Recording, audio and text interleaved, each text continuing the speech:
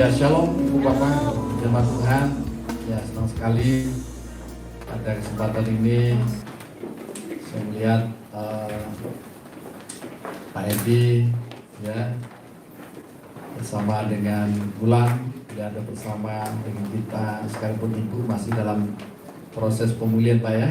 Kemudian ya, jemaat Tuhan ya, kami jadi senang. Dan rupanya hari ini saya baru dapat berita duka cita ya, itu dari Ibu Ilu. Tadi kalau udah salam-salam ngobrol-ngobrol saya udah kasih tahu rupanya tanggal 21 ya, hampir ya 2 minggu yang lalu itu ayahanda daripada Ibu Ilu telah dipanggil Tuhan di usia 77 tahun Bu ya, di Buleleng ya, di Buleleng. Ya, kami seluruh jemaat ya turut berduka cita, namun firman Tuhan mengajar kita supaya kita tidak larut dalam duka cita, apalagi bapak orang tua daripada Ibu Ilu sudah mendengar kabar baik ya, mendengar berita Injil. Dan ya, saya percaya firman terkatakan, siapa yang percaya dalam hati, mengaku dengan mulut ya bahwa Yesus adalah Tuhan, orang itu diselamatkan ya.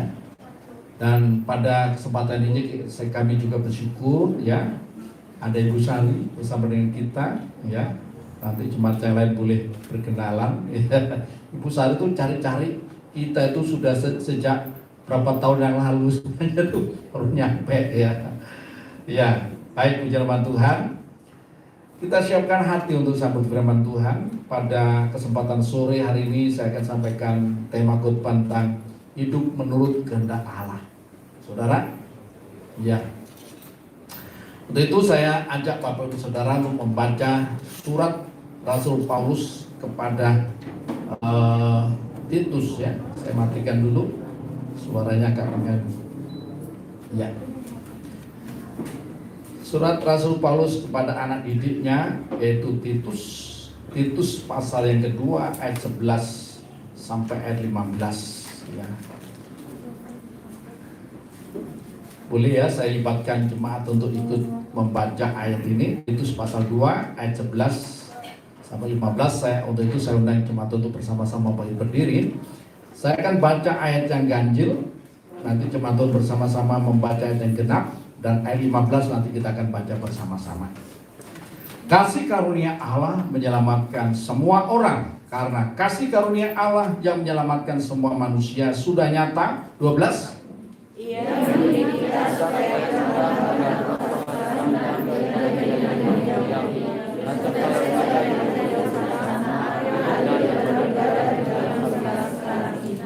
dengan menantikan penggenapan pengharapan kita yang penuh bahagia dan penyataan kemuliaan Allah yang maha besar dan juru selamat kita Yesus Kristus. 14.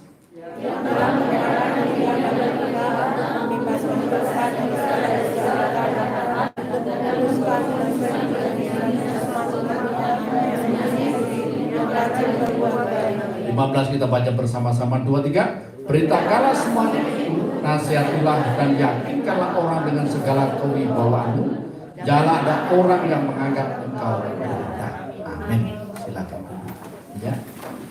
Dan ada bersama dengan kita ada seorang ibu muda, saya tak lupa nanya nama ya. Saya hanya nanya si kecil saja ya. Namanya Kesia, nanti bisa cepat juga perkenalan ya, si Tuhan. Baik, Bapak Ibu kasih dalam Tuhan, ya.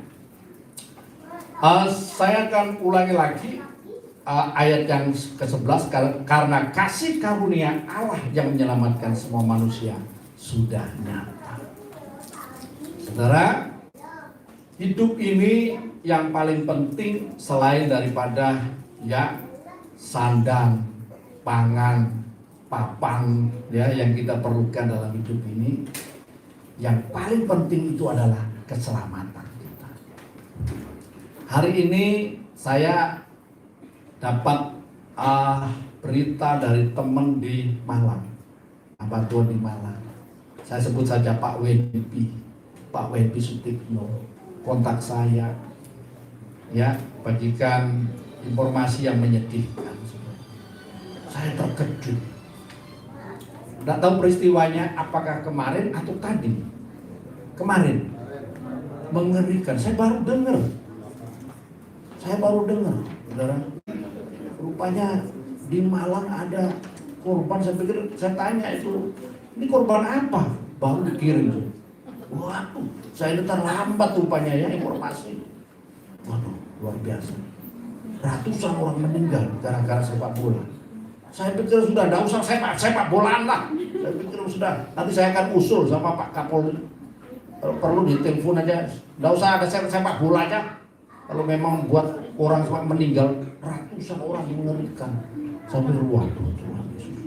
Kita ini orang sakit satu aja kita usahakan bagaimana supaya bisa sehat. Ini orang sehat mati. Oh Tuhan Yesus, ya. Ya, kami turut berduka cita dengan seluruh keluarga yang ada di Malang atau di mana saja itu ya. Iya. Nah, Bapak Ibu dan kasih Tuhan, keselamatan itu penting. Orang kaya apapun juga, sekaya apapun, tapi kalau jiwa tidak selamat untuk apa? Makanya Tuhan Yesus berkata, apa gunanya orang memperoleh seluruh dunia, tapi kalau jiwanya binasa? Matius 16 ayat yang ke-26 itu ya. Tidak ada gunanya, ya. Saudara kasih makanan enak apa semuanya, tapi kalau tidak bernyawa tidak ada gunanya semuanya. Ya.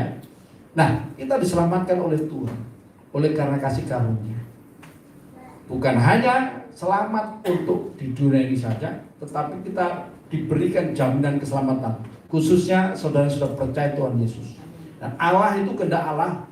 Tuhan itu memikirkan, mengupayakan bagaimana semua orang itu diselamatkan sebenarnya. Ya. Tetapi ya, berbahagialah kita yang sudah menerima keselamatan itu, yaitu melalui anugerah Allah. Dan kita dalam Kristus Yesus ya telah diselamatkan. Dalam Efesus pasal yang kedua ayat 8 dan 9, saya tidak bosan-bosannya membahas hal ini sebab ini penting sekali. Efesus pasal 2 ayat 8 dan 9.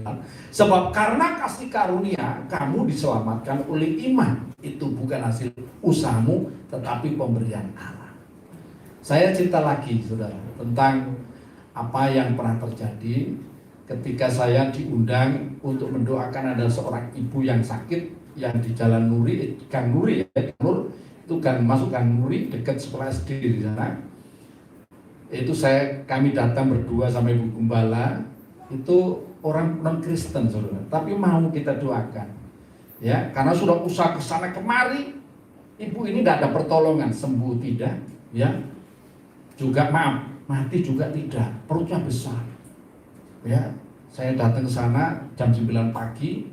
Saya tanya, boleh saya doakan secara Kristen? Boleh Pak, ya.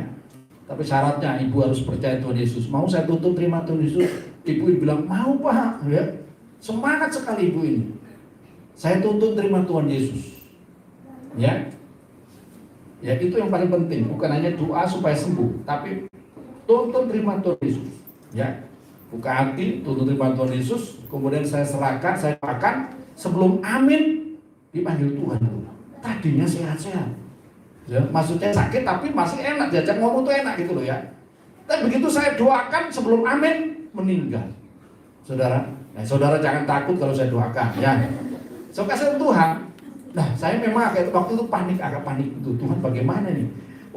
Engkau mengutus kami, ya Tuhan pada waktu engkau tumpang tangan orang sakit sembuh. Ini orang sakit saya doakan langsung mati, ya. Nah kemudian saya antar itu. Karena pesan ambulan hari itu udah ada, jadi saya antar ke Seririt. Singkat cerita akhirnya setelah selesai semuanya, kemudian saya ditelepon anaknya, ya, ibunya mau diambil. Saya katakan, oh iya itu kan terserah kalian, itu memang adat kalian, gitu. Tapi ibumu sudah percaya Tuhan Yesus. Firman Tuhan berkata bahwa orang yang percaya dalam hati, mengaku dengan mulut bahwa Yesus adalah Tuhan, ia sudah diselamatkan. Loh kok gampang banget ya? Orang diselamatkan ya? Iya, karena kasih karunia di dalam Yesus Kristus. Keselamatan untuk masuk surga itu sulitnya bukan main, saudara. Tetapi di dalam Tuhan Yesus Kristus sudah dibuat mudahnya bukan main. Amin. Dibuat oleh Tuhan, mudahnya. Bukan manusia yang buat, tapi Tuhan yang membuat menjadi mudah. Kita baca dulu, ya.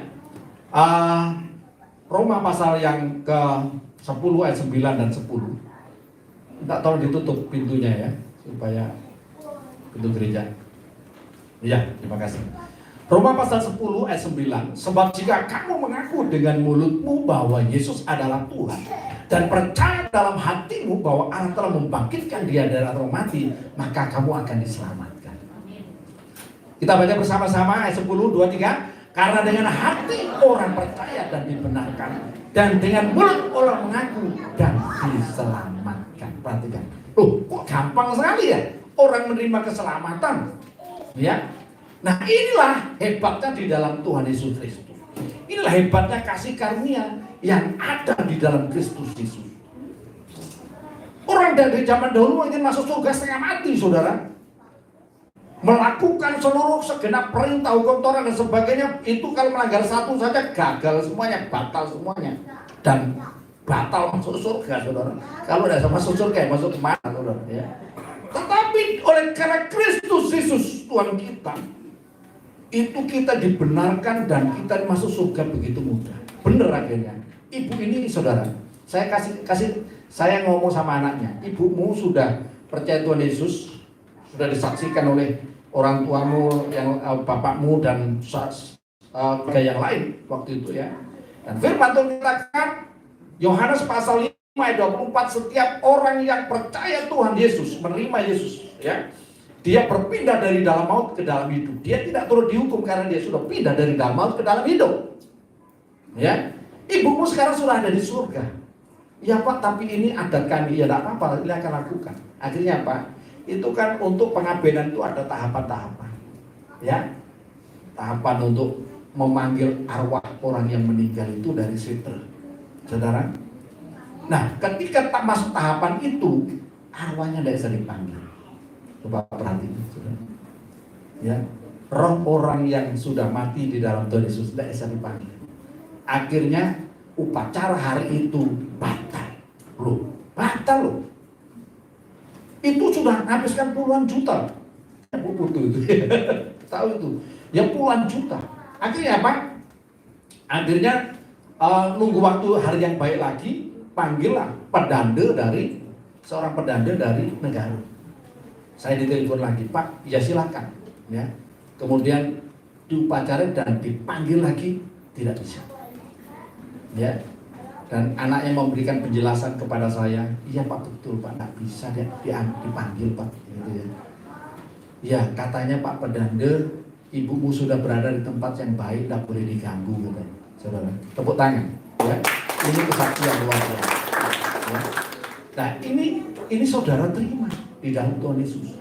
Kepastian yang jelas, kepastian yang pasti untuk keselamatan jiwa saudara itu hanya ada di dalam Tuhan Yesus Kristus. Makanya tetaplah di dalam Dia. Amin. Ya, katakan balikiran, tetap di dalam Dia. Ya, tetap di dalam. Ya. Kolose pasal yang kedua ayat 6 dan 7 itu ya. Tolong ditayangkan Kolose ya. Kamu telah menerima Kristus Yesus Tuhan kita, karena itu hendaklah hidupmu tetap di dalam Dia. 7, kita baca bersama-sama ya. 2, 3, hendaklah kamu berakal di dalam Dia, dibangun di atas Dia. Hendaklah kamu bertambah teguh dalam iman yang telah diajar kepadamu, dan hendaklah hatimu melimpah dengan syukur. Perhatikan, saudara. Dan sudah banyak kesaksian itu, hanya salah satunya. Ya, kalau saya ceritakan ada banyak lagi kesaksian-kesaksian tentang keselamatan yang nyata dalam Kristus Yesus. Sekasihan Tuhan, ya.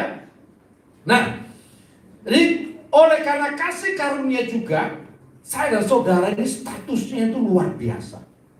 Makanya saya minta kita ini sesama anak Tuhan, sama orang percaya kepada Tuhan Yesus, ya kan? Jangan lihat bajunya, ini penampilannya, hanya penampilan, ya. Jangan lihat kendaraannya pakai apa, jangan melihat, ya, apapun penampilan luarnya, tapi lihat siapa dia statusnya, ya. Setiap orang yang percaya Yesus, menerima status yang baru. Dia adalah anak-anak Allah. Saya senang sekali bicara soal ini. Saya minta lagi itu ditayangkan Yohanes 1 ayat 12 ya. Yohanes 1 ayat 12 itu. Tolong ditayangkan, ya. Kita baca bersama-sama. Tetapi semua orang yang menerimanya diberinya kuasa supaya menjadi anak-anak Allah, yaitu mereka yang percaya dalam namanya.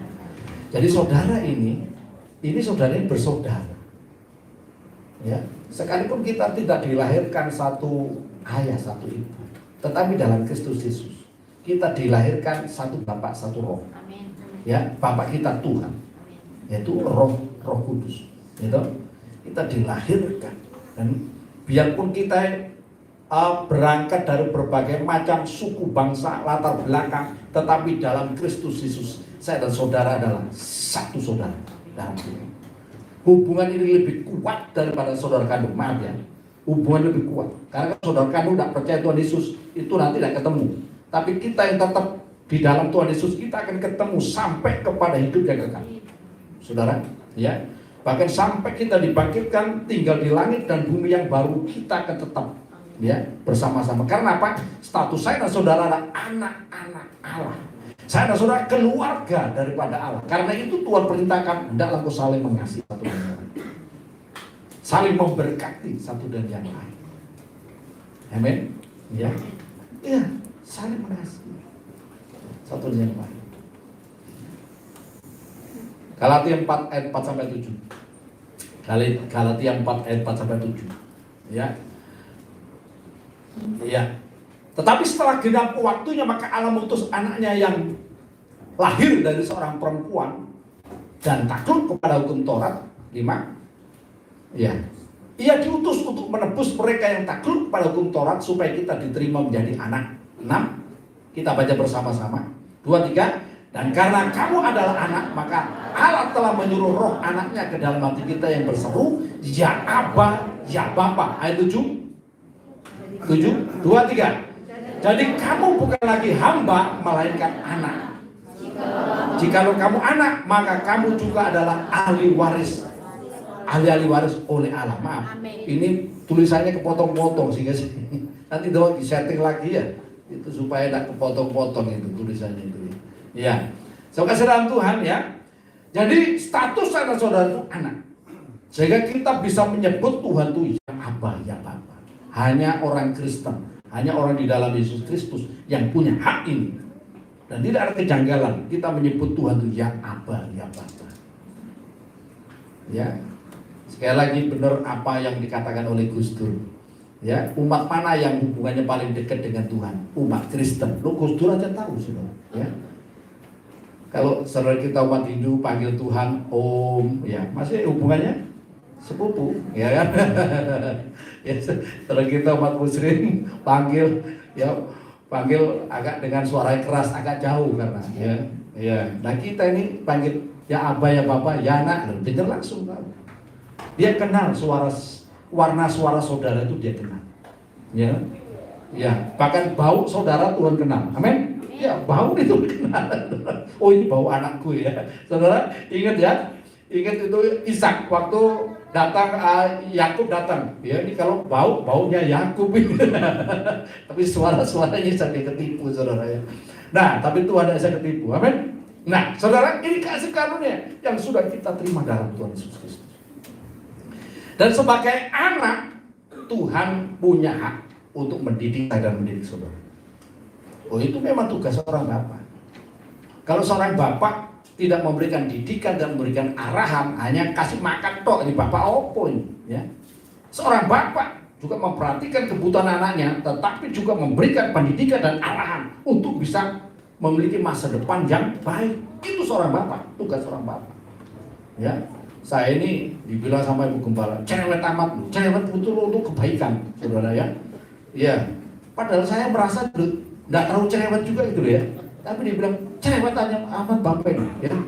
Iya, saya cerewet itu supaya apa? Ada tujuannya, ada arahannya, ya. Kalau anak pulang agak malam saya telepon, cepat pulang, saudara. Ya, nggak bisa saya biarkan, saya harus ya arahkan didik anak-anak kita, saudara. Nah, saudara, kita lihat ya, Titus pasal 2 ayat yang ke-12 tadi, saya akan baca. Ia mendidik kita supaya kita meninggalkan kefasikan dan keinginan-keinginan duniawi, dan supaya kita hidup bijaksana, adil, dan beribadah dalam dunia sekarang ini. Perhatikan, ini kehendak Bapa. Nah, jadi inti sari dan apa yang saya sampaikan ini di ayat 12 ini. Ayat 11 dan 12 ini. Ia mendidik kita, perhatikan sampai situ. Ia mendidik kita. Bapak kita tuh yaitu Tuhan. Ya, dia peduli dengan saya, peduli dengan saudara. Ia mendidik kita. Ya. Bahkan kalau perlu menghajar kita. Saya tanya, siapa yang pernah dihajar oleh Tuhan? Tidak ada yang ngaku. Saya pernah dihajar Tuhan. Ya, saya pernah dihajar Tuhan, saudara. Nah, saya ingat itu waktu saya kepingin punya mobil, saudara, waktu itu ya. Saya butuh mobil. Bagaimana saya cari mobil? Ya, itu ditawari mobil sedan tahun 91 bekas taksi. Ya, karena ditawari harga murah, saya beli saja. Nggak ada BPKB, adanya cuma STNK. Tapi itu taksi kan dalam masalah. Saya urus akhirnya. Saya cari orangnya yang punya mobil aslinya, oke, ketemu, ya. Kemudian bisa urus BPKB-nya ke Polda, saya urus sana, oke, keluar, ya.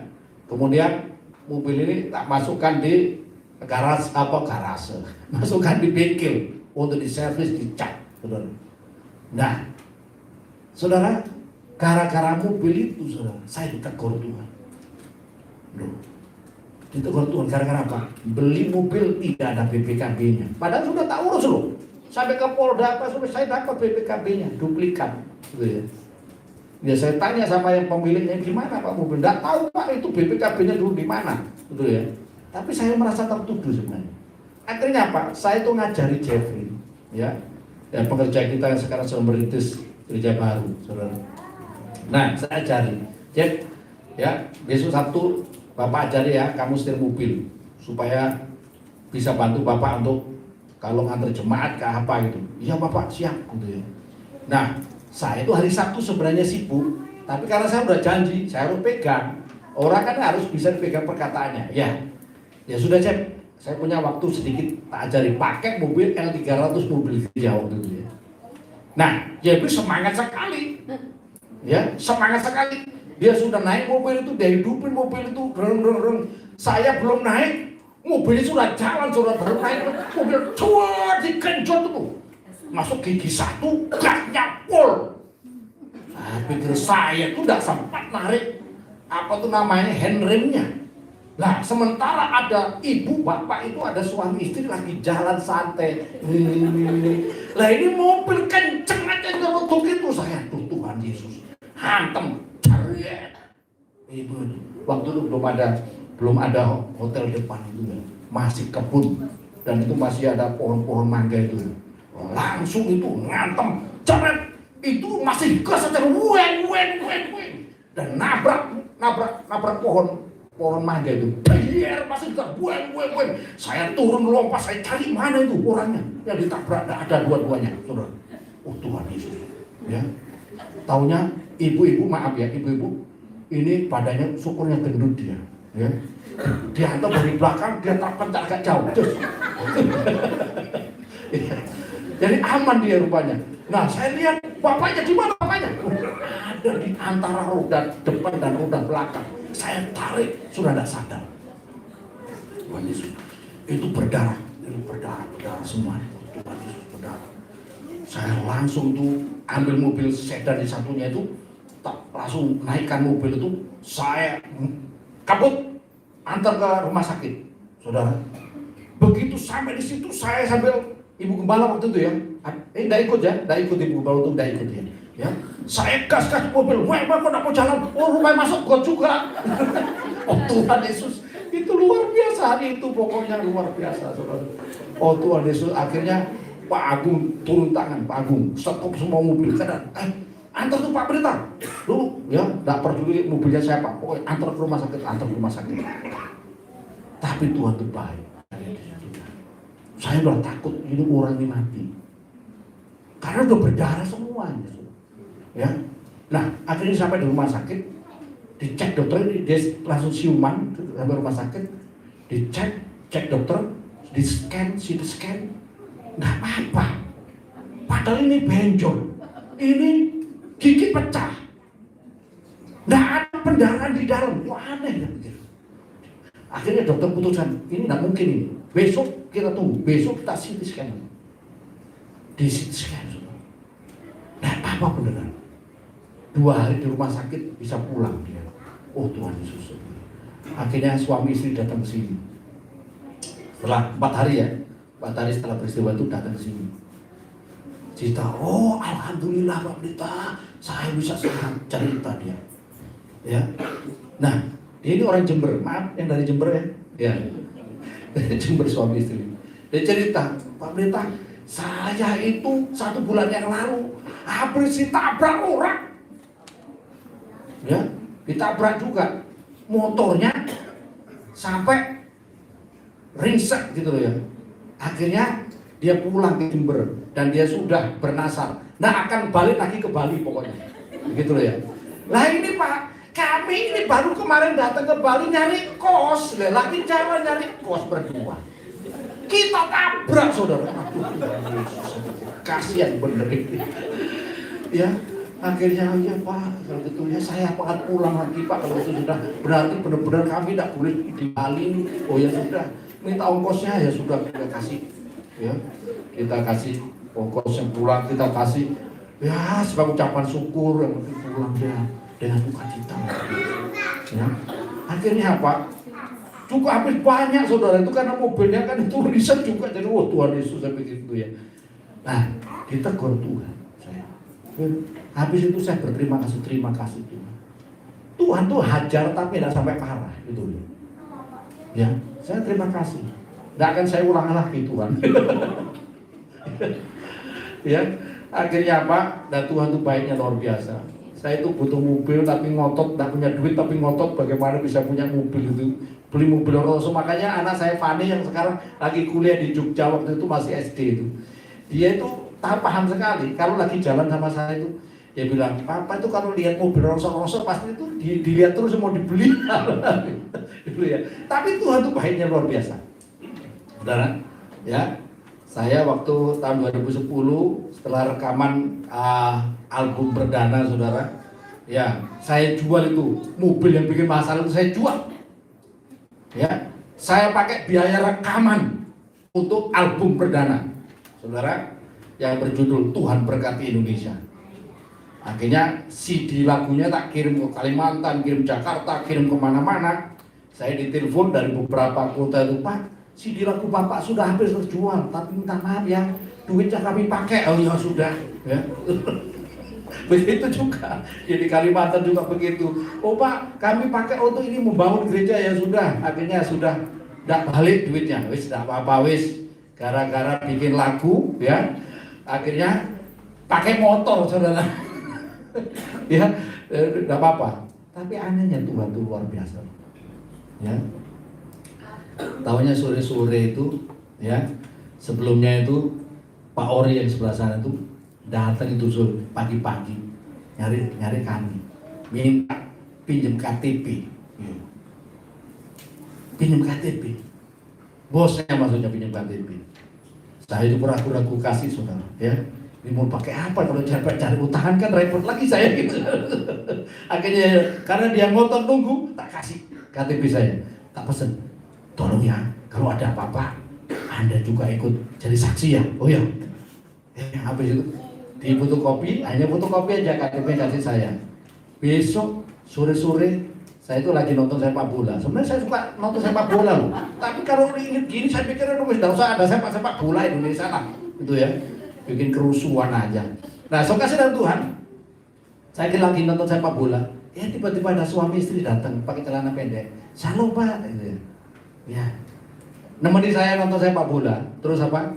Terus ajak saya ke depan. Dikasih tunjuk Pak. Ini saya baru ambil dari dealer mobil itu. Mobil dari dealer. Waduh, luar biasa ya, diberkati Tuhan ya. Akhirnya diambil STNK-nya, bukan STNK, suratnya, karena belum keluar STNK-nya. Ini atas nama Bapak ini sudah semuanya, pakai pelayanan. Benar? Yang benar saja, ya. Iya ini benar, ya. Sudah ya, kami pulang ya. Ya nanti BPKB-nya nyusul Pak paling 6 bulan, ya. STNK-nya makin 2 bulan atau 3 bulan. Puji sama Tuhan, saya jadi bengong-bengong. Oh Tuhan Yesus baiknya luar biasa. Dihibur sama Tuhan, saudara. Tepuk tangan untuk Tuhan kita luar biasa, ya. Nah, saya cerita begini supaya saudara juga akan ngalami. Amin. Siapa tahu nanti pulang-pulang setelah pulang ibadah dikirim mobil, atau mobil apa itu saudara? Ya, tapi itu bisa saja terjadi saudara. Ya. Nah, seperti itu cara Tuhan tuh ya mendidik kita itu luar biasa. Tuhan tidak akan biarkan saya dan saudara dididik supaya apa? Supaya kita ini meninggalkan kefasikan, ya, dan meninggalkan keinginan-keinginan dunia. Apa sih fasik itu? Dalam kamus ya umum bahasa Indonesia, orang fasik itu tidak peduli terhadap hukum Tuhan. Tabrak aja. Ya. Itu orang fasik, saudara. Ya. Nah, orang fasik itu cenderung untuk berbuat jahat dan berbuat dosa. Dan merasa nyaman. Itu orang fasik. Ya. Udah tahu minggu jam ibadah diterobos saya. Nah ibadah itu orang fasik. Amin. Mohon maaf yang hari ini tidak ibadah ya. Tapi ini yang sengaja ini ya melawan kehendak Tuhan, itu orang fasik. Ya. Nanti saudara bisa baca dan tolong ditayangkan Mazmur pasal 10 ya, Mazmur pasal 10 ayat 2 dan 4. Orang fasik itu begini ya. Ya karena congkak orang fasik, apa itu namanya ya? Ya. Giat memburu orang yang tertindas, mereka terjebak dalam tipu daya yang mereka rancangkan. Kemudian ayat 4 ya. Ayat 4. Lalu macet ya. Kata orang fasik itu dalam dengan batang hidungnya ke atas. Coba sih saudara tirukan. Kata orang fasik itu dengan batang hidungnya ke atas. Allah tidak akan menuntut, tidak ada Allah. Itulah seluruh pikirannya, itu orang fasik. Ya. Dan orang fasik ini akan mengalami banyak masalah dalam hidupnya. Orang yang melawan Tuhan. Bahkan akhirnya itu orang fasik ini kalau tidak bertobat pasti masuk dalam kebinasaan kekal. Saudara. Nah, Tuhan mau supaya kita ini meninggalkan kefasikan dan hidup di dalam kebenaran. Sebab Tuhan itu senang kalau anak-anak itu dalam kebenaran. Seperti Ayub.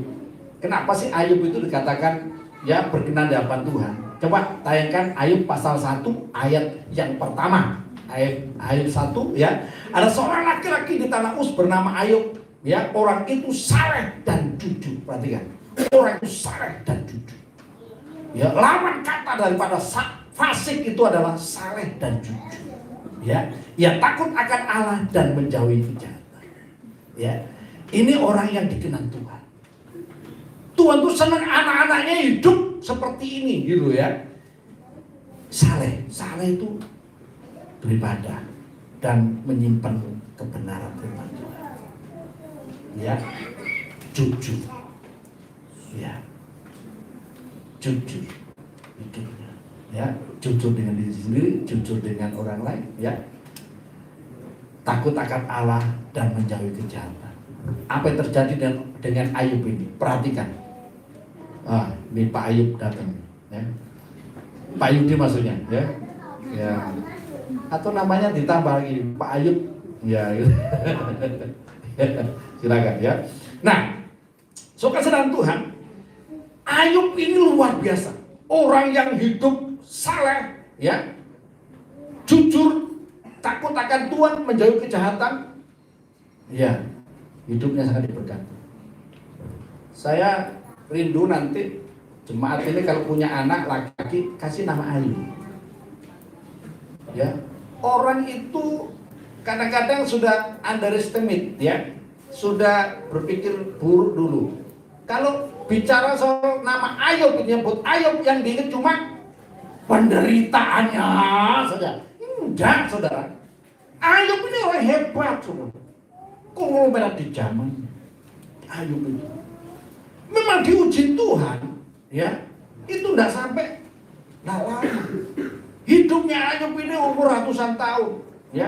Tapi dia mengalami pengujian itu cuma beberapa waktu saja. Dan orang-orang yang bernama Ayub sekarang ini ya tidak akan diuji seperti Ayub zaman dulu. Tidak akan. Sebab Tuhan tidak akan memberikan pencobaan yang melampaui kekuatan kita. Amin. Iya. 1 Korintus pasal 10 ayat 13 itu. Ayo kita baca bersama-sama. 1 Korintus pasal 10 ayat 13 itu. 2, 3. Pencobaan-pencobaan yang kamu alami ialah pencobaan-pencobaan biasa yang tidak melebihi kekuatan manusia. Sebab Allah setia dan karena itu Dia tidak akan membiarkan kamu dicobai melampaui kekuatanmu. Pada waktu kamu dicobai, Ia akan memberikan padamu jalan keluar sehingga kamu dapat menanggungnya. Ya. Jadi Tuhan itu Bapak kita setia. Tidak akan anaknya itu dikasih beban melampaui. Nah, ya. Memang Tuhan melatih kita, mendidik kita. Tetapi ya enggak seperti ibu-ibu itu ya. Kalau didik anaknya suruh baca itu karena enggak bisa, marahnya luar biasa. Tuhan enggak seperti itu ya. Tuhan itu panjang sabar ya. Dan Tuhan itu tahu teknik yang terbaik untuk mendidik kita. Kalau kita belum bisa lolos dari masalah satunya, ya Tuhan akan latih terus itu. Ya. Kalau kita belum bisa jujur, Tuhan latih terus sampai jujur. Kalau kita belum bisa mengasihi, Tuhan latih terus sampai kita bisa mengasihi. Kalau kita belum bisa mengampuni, siapa yang punya dendam hari ini, ya, belum bisa mengampuni, Tuhan latih terus. Ditemukan cara Tuhan latih bagaimana? Tuhan akan pertemukan dengan orang-orang yang suka mengorek-ngorek hidup saudara. Udik. Kenapa Tuhan kau akan ditemukan dengan orang seperti ini? Untuk kebaikan saya dan kebaikan saudara. Ya, saudara mungkin pagi-pagi, Tuhan berikanlah aku roh yang lemah lembut, roh yang sabar, bahkan panjang sabar. Begitu keluar dari kamar, saudara, tiba-tiba ada orang datang maki-maki saudara. Saudara, loh, kok seperti bertentangan dengan doa saudara? Enggak. Waktu saudara minta panjang sabar, minta roh yang lemah lembut, itu langsung diberikan. Nah, orang itu untuk apa? Untuk menguji saudara. Apakah saudara sudah panjang sabar? Apakah saudara sudah lemah lembut? Ketika diperlakukan seperti itu, saudara. Nah, itu Tuhan mendidik kita. Ya. Ketika saudara menjadi orang lemah lembut, berbagai orang yang lemah lembut akan mewarisi bumi. Nah, amin. Orang yang sabar akan melebihi seorang pahlawan. Orang sabar itu melebihi seorang pahlawan. Orang sabar itu pasti berhasil dari hidup. Sebab ketika dia mungkin berusaha, orang lain sudah ada sabar, pergi, orang ini sabar, dia akan berhasil.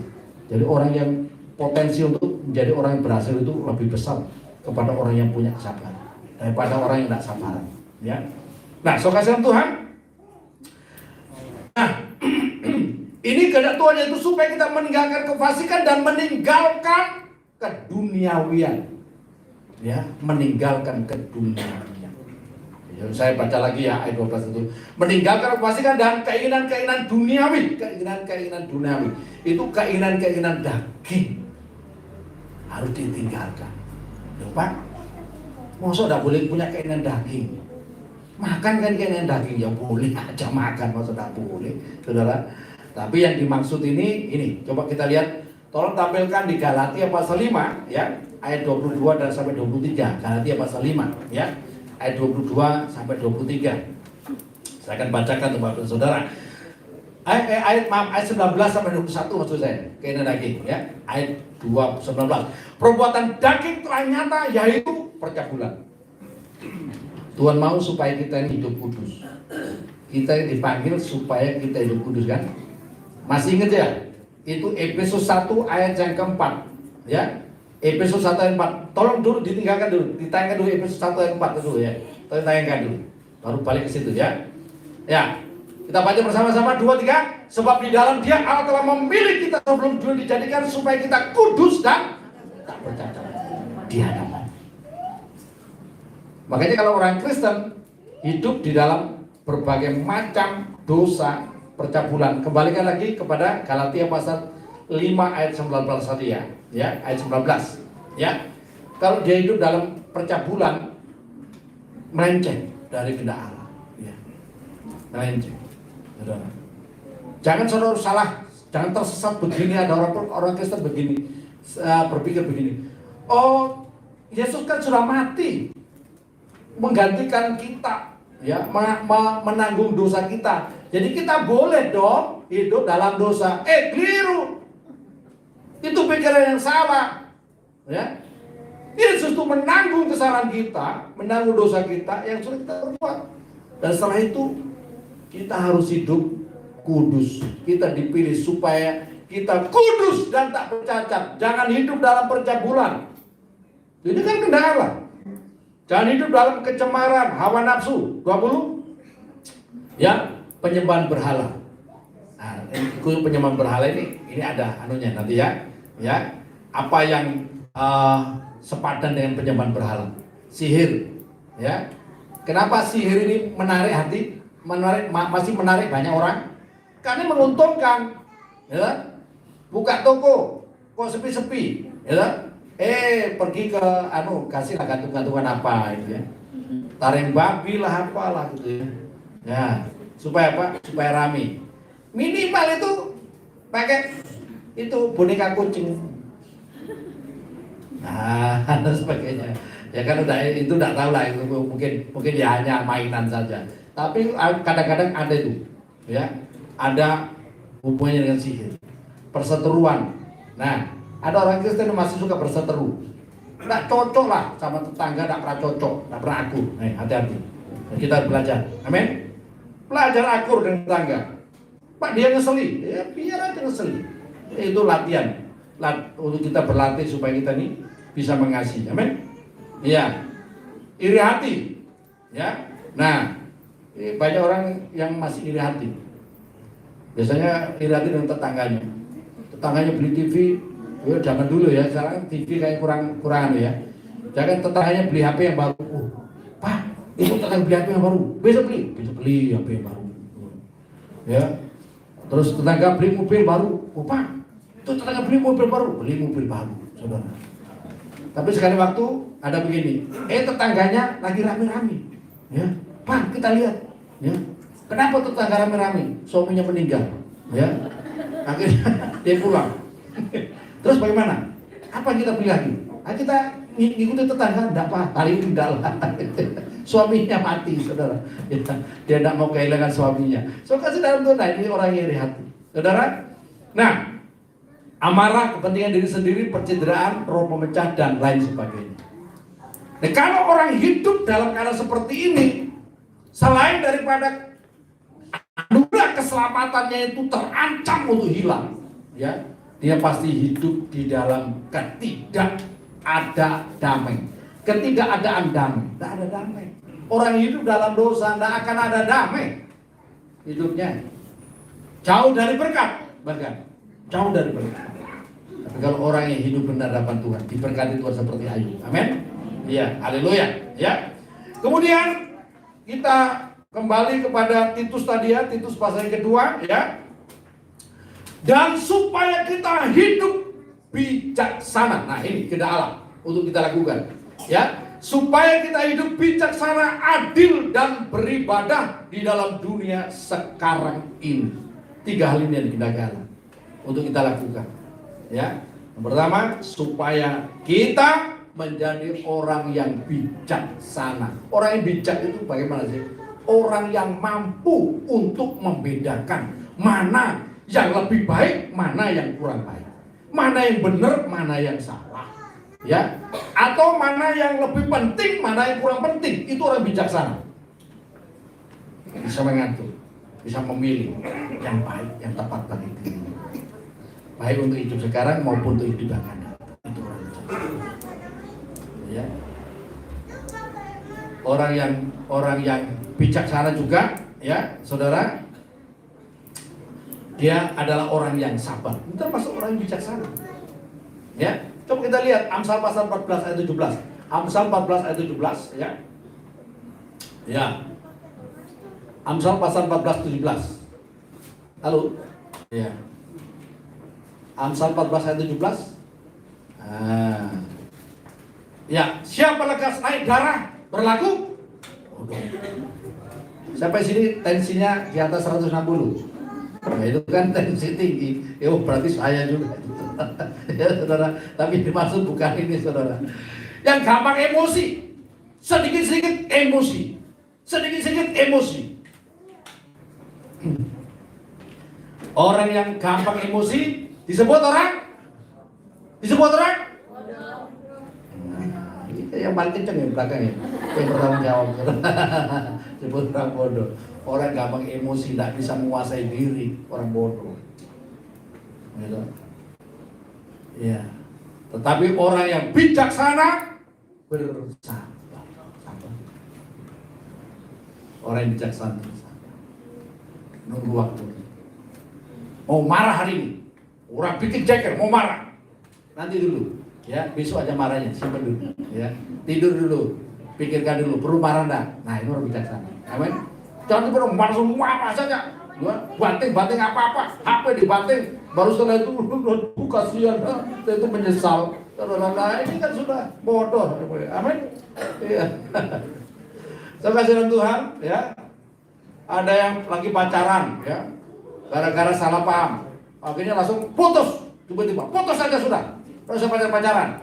Taunya salah paham, mau balik malu.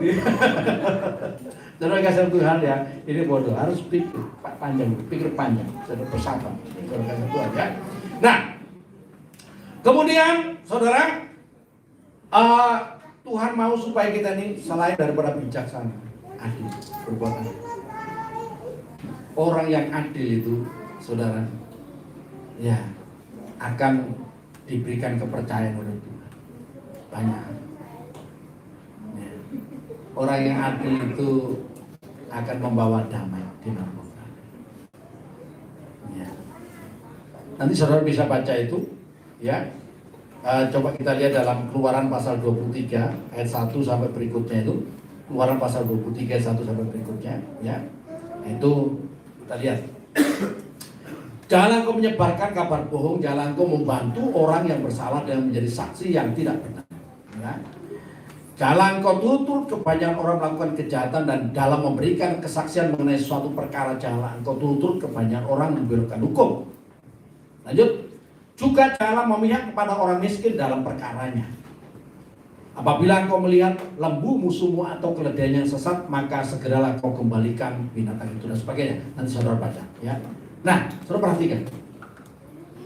Orang yang adil itu dia melihat perkaranya, bukan melihat ya siapa. Ya. Nah, ada banyak orang itu begini. Kalau di jalan itu biasanya ini.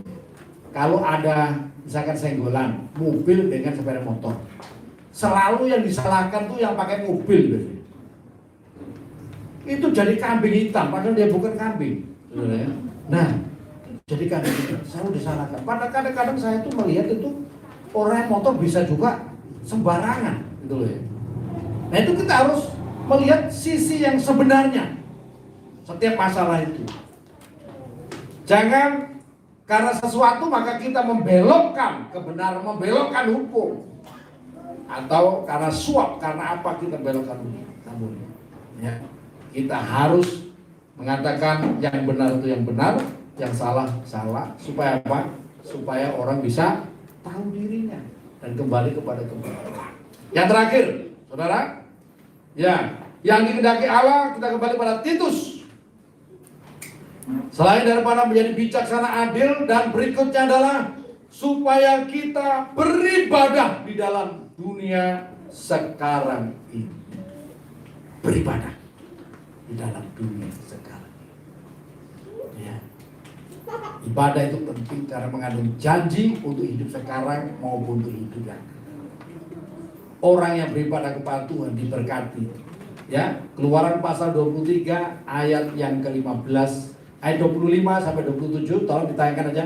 Tetapi kamu harus beribadah kepada Tuhan Allahmu, maka Ia akan memberkati roti makananmu dan air minumanmu, dan aku akan menjauhkan penyakit dari tengah-tengahmu. Saya lihat jemaat di sini itu soal ibadah, wih luar biasa. Ya, saya aja menjemput. Masa-masa COVID waktu itu ya, ada satu gereja itu 2 tahun itu online terus. ya. Tapi kita yang puji Tuhan, jemaat tetap setia datang, sekalipun dibatasi ya waktu itu ya, tapi tetap setia datang. Ini luar biasa, Tuhan Yesus. Ya, ada ibu-ibu yang datang pada saya, Pak, tolong Pak, saya ini kalau hanya online saja saya kurang Pak, saya boleh tidak datang? Oh silakan, tapi bergantian bisa. Nangis datang karena rindu mencari Tuhan. Makanya waktu COVID itu saya bikin sebuah lagu, ya. Ya tadi dinyanyikan oleh Pak Apri, telah lama kita tak saling bertemu dalam suasana ibadah bersama. Hatiku rindu untuk bertemu bersama kita memuji nama Tuhan. Apa kau rindu? Serindu hatiku. Nah, saudara yang mau belajar lagu ini, buka YouTube-nya John Suryono. Cari di situ, cari sendiri lagu-lagunya, saudara. Nah, nanti saya pikir tadi saya itu mau panggil tim saya lagi untuk rekaman itu kadang-kadang sungkan. Kenapa, saudara? Mereka itu jauh-jauh datang ngumpulin ya. Kadang-kadang saya juga tidak bisa kasih uang bensin untuk mereka. Tadi sampai saya bilang sama anak saya, untuk rekaman lagu berikutnya dah, bensin aja, jangan. Tapi saya tadi lihat ini mumpung timnya lengkap, kalau boleh saya minta kalau boleh ya. Habis ibadah ini langsung kita rekaman satu lagu, boleh ya. Maunya saya setiap minggu itu ada lagu baru. Wah, saudara, supaya Bapak semangat saudara untuk memuji nama Tuhan. Amin. Haleluya. Nah, saudara Tuhan ya, beribadah kepada Tuhan. Tuhan akan memberkati roti menjadi makanan kita, air yang minum kita. Benar, jemaatnya beribadah kepada Tuhan diberkati Tuhan loh. Akhirnya Tuhan luar biasa. Memang pada waktu itu ada juga yang kena COVID itu. Ya, Bu Teddy itu juga kena rasa nyari, tapi ya puji Tuhan. Ya, aman juga. Ya. Bahkan saya itu terakhir itu kapan hari itu ya. Gara-gara anak saya Fanny itu masuk sekolah SMA-nya, temannya itu ada yang kena satu. Ya. Dia diperiksa dan waktu itu masih negatif ya. Minggu depan saya bilang, "Nak, hati-hati minggu depan bisa loh, itu positif." Benar-benar minggu depan diperiksa positif dia. Akhirnya kita ini dimasukkan ya. Iya. Akhirnya diperiksa semuanya ke puskesmas. Saya pikir saya merasa biasa-biasa saja gitu ya. Yang COVID terakhir itu. Ya. Akhirnya saya diperiksa, hasilnya besok terima positif. Positif, saudara. Tapi anehnya Ibu Gembala kok negatif loh. Satu pastor ini sendiri negatif, saudara. Akhirnya besoknya dipanggil lagi, diperiksa lagi.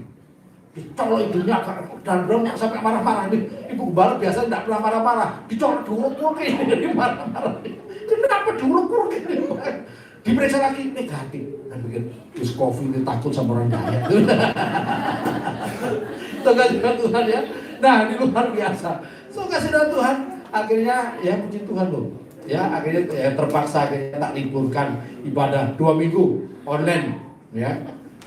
Tapi kita di rumah ini bosen-bosen, akhirnya kita jalan aja lah ke kemana, Jatiluwe sana.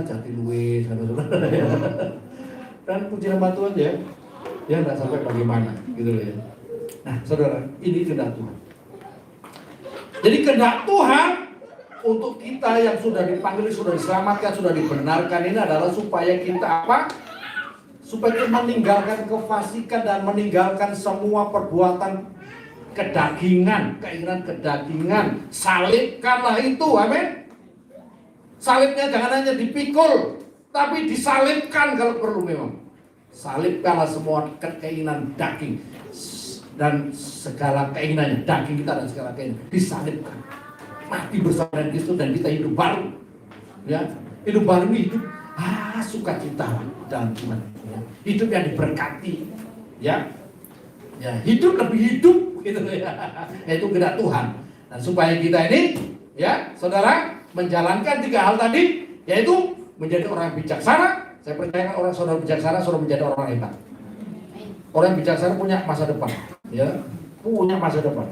tapi orang yang bodoh tidak punya masa depan. Orang bijaksana punya masa depan. Ya, kemudian bertindak adil dan beribadah kepada Tuhan. Tuhan Yesus memberkati.